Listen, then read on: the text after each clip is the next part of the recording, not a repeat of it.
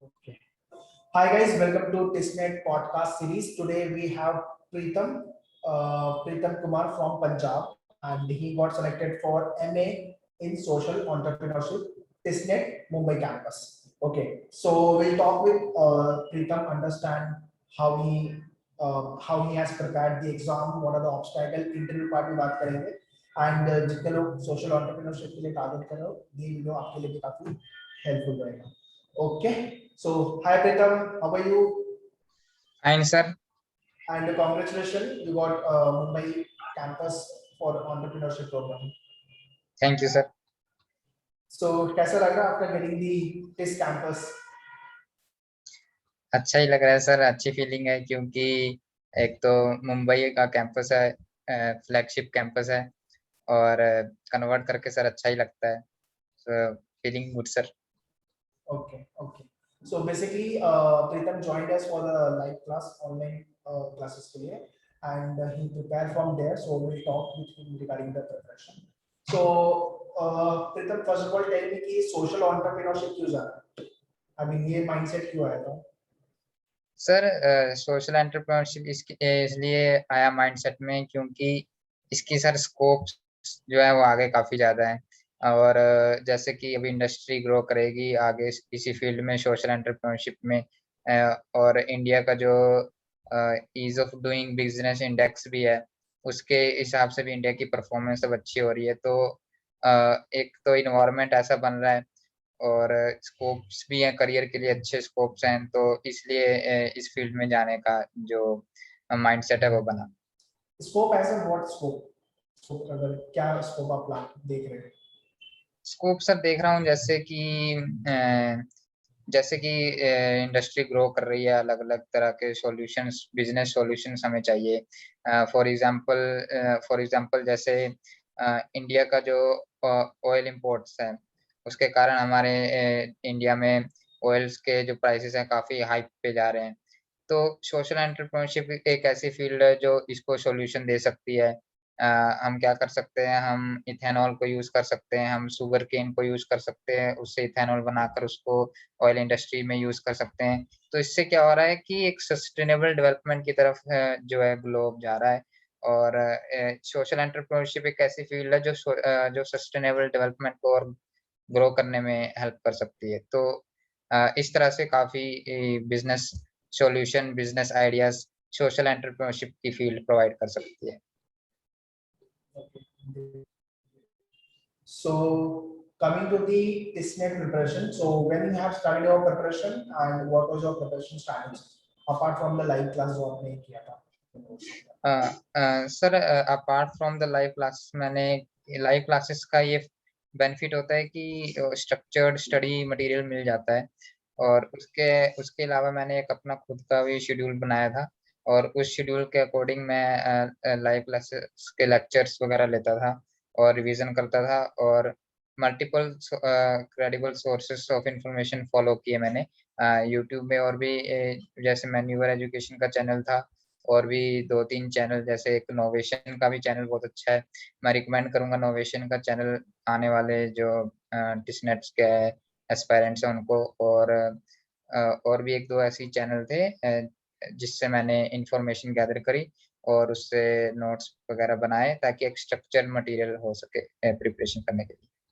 Okay. So coming to the quant and English and GK, ये तीनों section में से कौन सा सेक्शन आपको बहुत टफ लगता था preparation के टाइम पे और कौन सा section you find yourself very comfortable?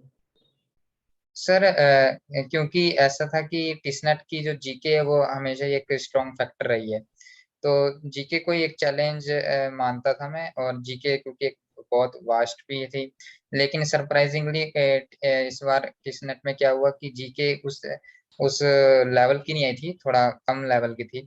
और उन्होंने क्या कर दिया था, क्वांट का लेवल थोड़ा बढ़ा दिया था. तो वही मेरे लिए थोड़ा आसान भी हो गया.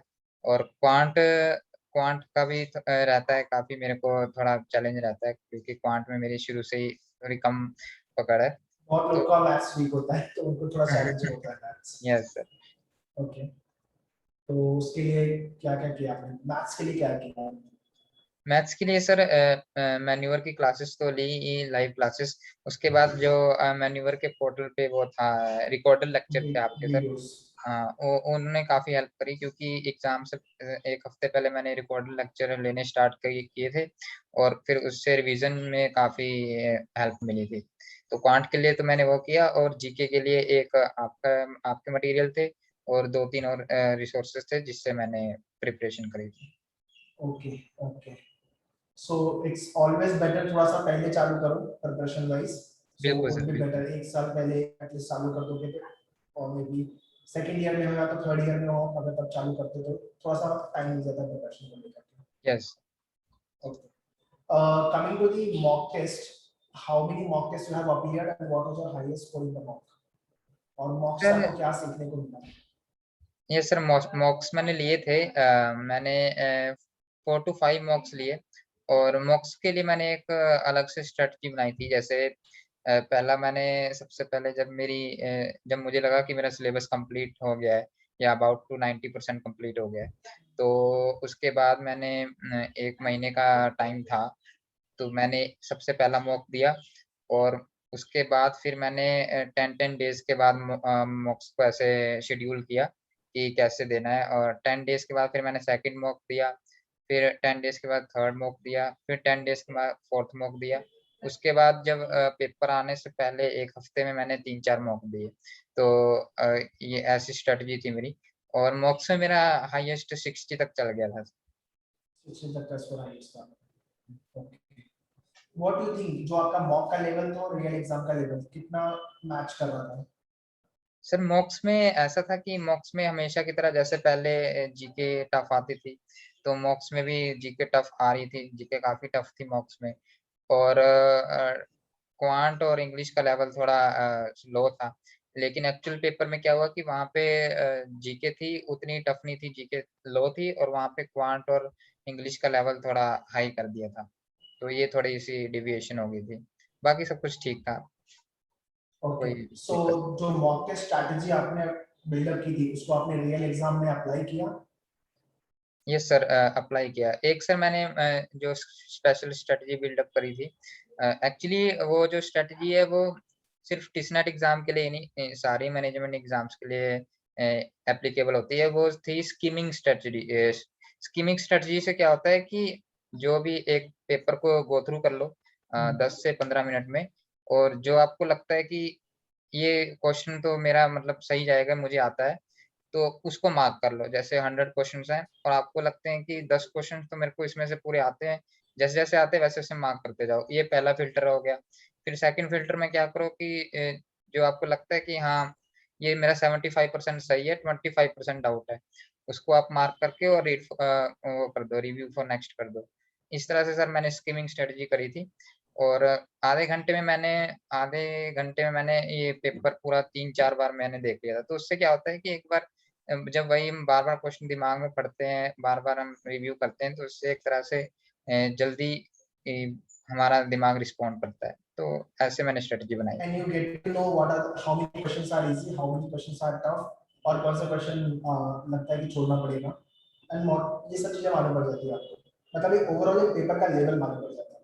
हाँ, हाँ, यस सर, ये पेपर का लेवल मापने के लिए होता है। Okay, okay, great. So you can also, those who are watching this video, you can also apply the scheming strategy which is given by the Pritam.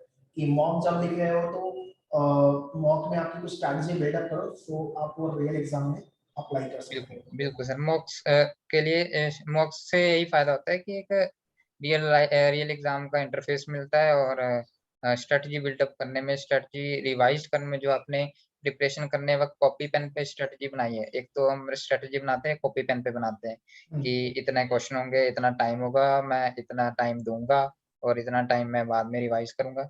और मॉक्स में हम उसी स्ट्रैटेजी को फिर अप्लाई करते हैं। फिर मॉक मॉक देने के बाद हम वो स्ट्रैटेजी को रिवाइज़ करते हैं, और फिर जो फाइनल स्ट्रैटेजी आती है उसको हम एग्ज़ाम में इम्प्लीमेंट करते हैं। Correct. So, what do you have done with the mock test? Mock test लिख लिया, strategy build up हो गई, but जब एग्जाम लिख रहा था तो कुछ मिस्टेक्स हो गई, तो what was those mistakes जो आपने रियल एग्जाम में लगता है किया जो दूसरों को नहीं करना चाहिए? सर कुछ जीके में हुई थी, 3-4 सिली मिस्टेक्स हो गई थी। और और मेरे को ऐसा है कि थोड़ा-सा जल्दी में मैंने जीके अटेम्प्ट कर दी थी, क्योंकि मैं क्वांट को थोड़ा टाइम देना चाहता था। क्वांट को मुझे सॉल्व करने में थोड़ा टाइम लगता था, तो मैंने क्वांट को टाइम देने के लिए वो किया। और इंग्लिश इंग्लिश तो ठीक-ठाक चल गई थी। तो यही मेरे को थोड़ा लगा कि जो सिली मिस्टेक्स हो जाती हैं जीके में स्पेशली, वो नहीं करनी चाहिए। और बस यही है sir. So, coming to the third part, which is nothing but the interview, जो कि इसका काफी चैलेंजिंग होता है वो टाइम. बिल्कुल, बिल्कुल। So, what was your interview experience? How was your interview experience? Test को लेकर के और जो मैन्यूअर में आपका टेस्ट का एक मॉक इंटरव्यू हुआ था, दोनों में कितना रिजल्ट था? दोनों में सर ज़्यादा डिफरेंस नहीं था। एक्चुअली जो मैन्युअल का इंटरव्यू था वो काफ़ी क्लोज़ था प्रैक्टिकल इंटरव्यू के, रियल इंटरव्यू के। तो जो मेरा सबसे पहले रियल इंटरव्यू का जो एक्सपीरियंस था काफ़ी अच्छा गया, क्योंकि मैं सर एक नवोदय पास आउट हूँ, तो मेरा पहला क्वेश्चन ही उन्होंने यही पूछा कि नवोदय का जो स्कूल सिस्टम है, जो सेंट्रल गवर्नमेंट के द्वारा है, वो कैसा है? और आपको उससे क्या बेनिफिट हुआ? तो मैंने उसको सर अच्छे से एक्सप्लेन किया। उसके बाद कुछ और क्वेश्चन्स थे, एक हाइपोथेटिकल सिचुएशन थी और उसके ऊपर भी क्वेश्चन था, वो भी मैंने सर अच्छा दे दिया था। ऐसे ही 4-5 क्वेश्चन और थे। एक्चुअली ये जो इस प्रोग्राम का मेरा इंटरव्यू था वो 40 मिनट्स तक चल गया था। तो अच्छी इंटरेक्शन हो गई थी और मुझे लगता है कि उसी के कारण मेरा जो इसमें इंटरव्यू में मार्क्स भी आ गए। और मेरा एक्सटेम्पोर भी था। एक्सटेम्पोर में मेरे को मिला था topic a education system in India. तो मैं यही रिकमेंड करूँगा स्टूडेंट्स को भी कि जो भी आस-पास चल रहा होता है जीके में, करंट जो चल रहा होता है, करंट जो सिनेरियो चल रहा होता है, जो भी स्कीम्स आती हैं गवर्नमेंट की, उसको अच्छे से पढ़ना चाहिए, उसको अच्छे से एनालाइज़ करने आना चाहिए और आपका सबसे इम्पोर्टेंट थॉट प्रोसेस मायने रखता है कि आपका ओपिनियन क्या है। वो बार-बार जो टिस का पैनल होता है, वो बार-बार इंसिस्ट करते हैं कि आपका ओपिनियन क्या है, आपका व्यू पॉइंट क्या है। तो अगर आपका थॉट प्रोसेस अच्छा होगा, तभी आप अपना एक बेटर व्यू वहाँ पे रख पाएँगे। तो और थॉट प्रोसेस तभी अच्छा होगा जब हम रिसर्च अच्छे से करेंगे, अच्छे से पढ़ेंगे, प्रोज़ एंड कॉन्स दोनों को देखेंगे। अ, तो यही था सर। तो उन्होंने भी 3-4 मेरे को ऐसे टॉपिक्स दिए थे और एक तो जैसे मैं पंजाब में बिलॉन्ग करता हूँ, तो पंजाब में इलेक्शंस आने वाले हैं, स्टेट इलेक्शंस 2022 को। तो उन्होंने पूछा था कि एक बड़ा फ़नी सा क्वेश्चन पूछ लिया था कि केजरीवाल जी ने अनाउंस किया है फ्री बिजली पंजाब में, तो आप उससे कितने खुश हो? तो मैंने तो मैंने वही उनको बताया कि इसके क्या कॉन्स हैं, क्या प्रोस हैं। दोनों मैंने व्यू पॉइंट अच्छे रखे, तो यही मैं सजेस्ट करूँ। Great. Nice, nice. Anything was related to social entrepreneurship को लेके कोर्स related कोई क्वेश्चन था क्या interview में? ये सर सोशल एंटरप्रेन्योरशिप के रिलेटेड क्वेश्चन आए थे। उन्होंने एक बेसिक सा आउटले पूछ लेते हैं सर, किसी भी कोर्स का अगर हम उस कोर्स के रिलेटेड हम इंटरव्यू देते हैं, तो एक कोर्स का बेसिक आउटले पूछ पूछ लेते हैं कि बताओ कि आपको कैसे इंटरेस्ट आया इसमें, आपने कुछ पहले किया है या नहीं। तो मैंने बताया था सर कि मेरे को जैसे मैं नवोदय में पढ़ा हुआ हूँ, तो मैंने उस टाइम जो नवोदय में ज़्यादातर बच्चे आते हैं, वो पुअर बैकग्राउंड से आते हैं, क्योंकि नवोदय सिस्टम बना ही उनके लिए है। तो मैंने बताया कि वो उनके जो फाइनेंशियल बैकग्राउंड है, वो पुअर है, उनकी जो इनकम्स है, वो स्टैग्नेंट हो चुकी हैं। तो सोशल एंटरप्रेन्योरशिप एक ऐसा फ़ील्ड है, जिससे हम इनकम्स को बढ़ा सकते हैं, क्योंकि मेरा एक कोर्स वो भी था, लाइवलीहुड्स वाला भी था। अच्छा. तो तो ये सब मैंने उसमें बताया था। ऐसा ऐसे करके वो क्वेश्चन बनाकर पूछ लेते हैं। Okay. Nice. Overall, if I talk about TIS, अगर मैं TIS देखता हूँ, so what do you think? What kind of a quality TIS look into the candidate? Sir TISS सबसे पहले ये देखता है कि आप कितना उस कोर्स को लेकर सीरियस हो।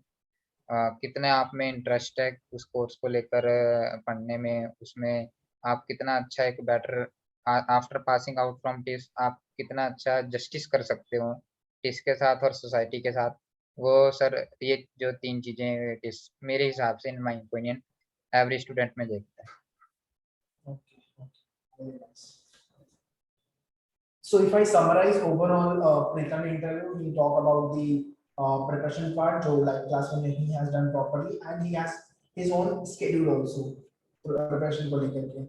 After that mock test he build up very well skilling strategy and all. Interview में when he went तो डिटेल में थोड़ा सा करंट जो भी न्यूज़ चल रही है उससे कनेक्टेड थे. So जो भी क्वेश्चन पूछा पैनलिस्ट में ही रिप्लाई वेरी वेल. बट उसके पहले जो मॉक इंटरव्यू मैंने वर्क आउट था वो भी अच्छे से परफॉर्म किया था, उसमें प्रोस एंड कॉन्स सारे बताए हुए थे, तो वो चीज हेल्प की उनके Yes. इंटरव्यूज में, right. And lastly obviously how good you can justify after qualifying after you come out from the DISS in the society. ये overall I think interview का crux was like what I can summarize. So that's it guys from Pritam end, and I hope you must be enjoying all the podcasts and understanding and getting lots of information from these people, because these people will now be going into the DISS campus और यहाँ पे senior होने वाले हैं basically. We can, so ये सारे podcast देख के you can understand and you can learn from them. So ये सारी mistakes अपने को नहीं करनी है, और if you really want to crack this net, so ये सारे पैरामीटर्स पे काम करना, जो भी pros and cons, do's and don'ts हम podcast में बात कर रहे हैं. So thank you Pritam for sharing the detailed experience. Okay, bye bye. Yes sir, bye. That's all we have done with the podcast.